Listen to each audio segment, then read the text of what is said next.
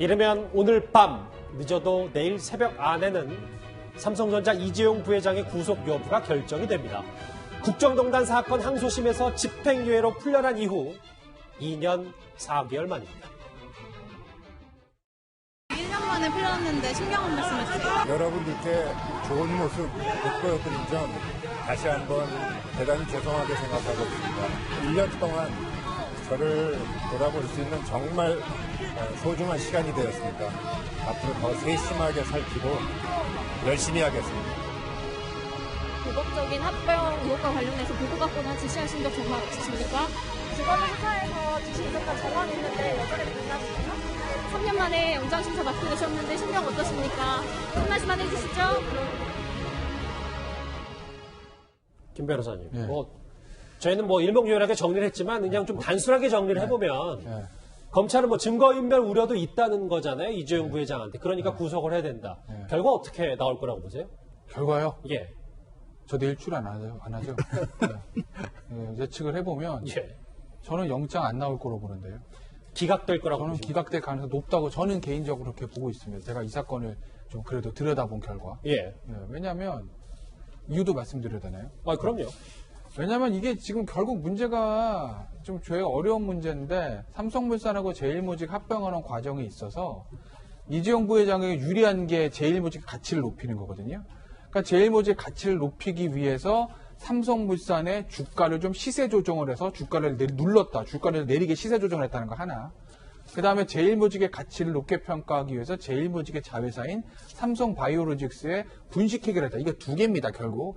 이거를 미래전략식 차원에서 조직적으로 했고 그 모든 사항들을 이재용 부회장에게 보고하고 지시를 했으니 이재용 부회장도 알고 있었다. 자본시장법상 시세조정, 그 다음에 분식회계, 그 다음 배임 여기에 대해서 다 알고 있어요. 이겁니다. 그런데 첫째는 지금 표에도 보시면 검찰 측과 삼성 측의 입장에 첨예하게 달리고 있는데 그 회계라는 게 삼성의 입장은 국제 회계 기준에 맞게 작성했다는 것이기 때문에 그리고 시세 조정의 문제도 공시의무 위반의 문제를 근거함으로 지적받은 적도 없다는 것이기 때문에 과연 그것이 범죄 사실이 인정이 되느냐도 의문이지만 그걸 과연 이재용 부회장에게 직접적으로 보고라고 지시했음을 알 수 있는 녹취록이라든지 문건 이런 것들을 검찰이 과연 입수를 했겠느냐라는 점에서 보면 글쎄 저는 영장 나오기는 쉽지 않다고 봐요.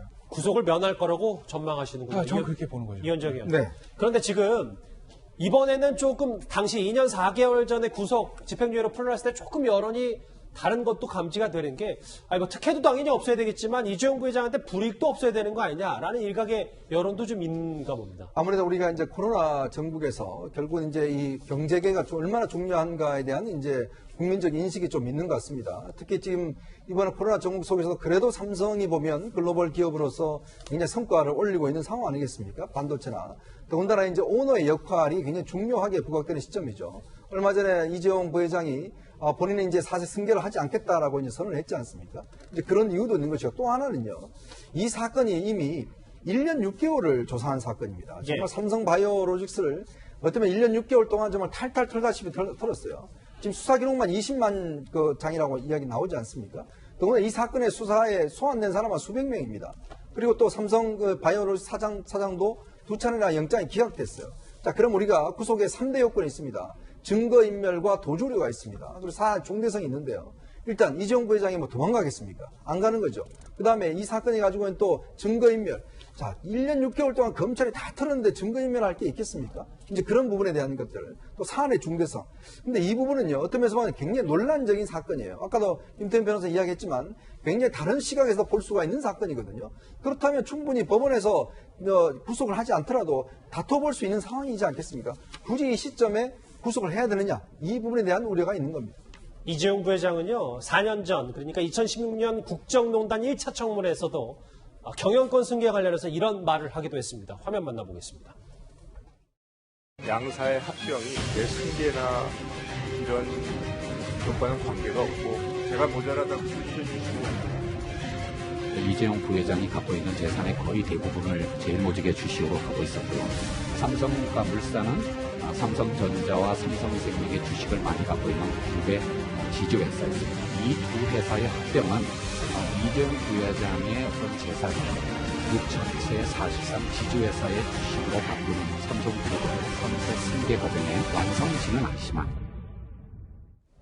이재용 부회장의 직함이 저 화면에는 삼성그룹 부회장이라고 나왔는데 삼성전자 부회장으로 저희가 바로 잡겠습니다. 예, 김상희 평론가님 말씀. 아니, 저는 좀 약간 지금 앞서 두 분 하신 말씀에 저는 좀 약간 반론을 가지고 있는데요. 아니, 검찰이 수사를 통해서 공소 사실이나 이런 거를 명시해가지고 영장을 청구하고 한 거는 그냥 하는 건 아니잖아요. 예. 우리가 정경심, 조국 이런 분들에 대해서 이야기할 때 그 논리로 많은 이야기를 해왔어요. 그런데 이재용 부회장에 대해서만 그 논리가 갑자기 조금 흔들린다? 저는 그거는 유전무죄, 무전유죄가 될 가능성이 너무 크다고 생각하고요. 예. 그리고 사안의 중대성과 저분의 어떤 사회적인 위상을 생각하면요.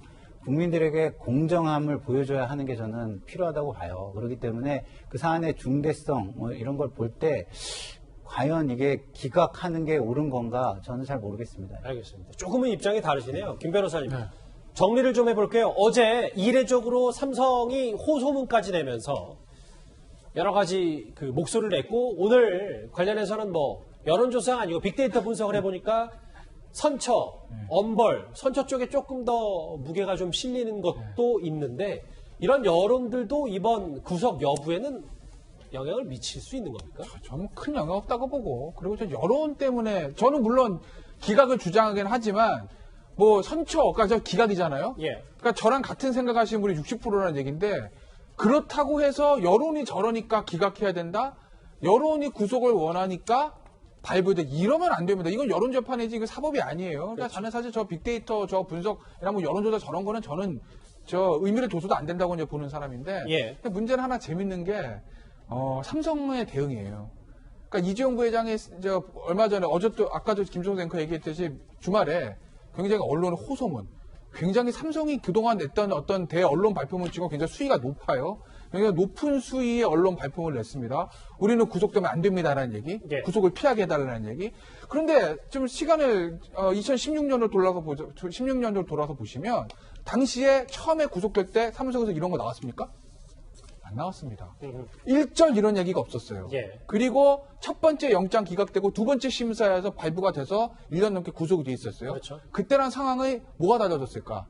당시에나마 삼성에서 이런 판단을 했을 겁니다. 당시는 그 사건이 이재용 부회장 혼자의 사건이 아니라 광화문의 촛불 집회부터 박근혜 당시 대통령 탄핵부터 이어진 국정농단 사건의 한복판에 이재용 부회장이 있었던 거예요. 예. 그러니 이건 언론에 호소하는 것, 여론에 호소하는 것들이 전혀 먹히지가 않을 분위기거든요. 그래서 당시에 삼성은 입을 닫고 아무 얘기도 안 했던 겁니다. 그런데 지금은 삼성은 좀 다르다고 판단하는 것 같아요. 그런데. 어쨌든 한 번 들어갔다 나왔고 지금 이 삼성물산과 제일모직 합병의 문제로 5년째 수사를 받고 있는 건 좀 지나치다라는 어떤 그런 좀 알겠습니다. 문제들을 삼성은 지금 얘기를 하고 있는 것 같습니다. 오늘 밤 구속의 갈림길에 선 삼성전자 이재용 부회장 얘기 정리를 해봤습니다.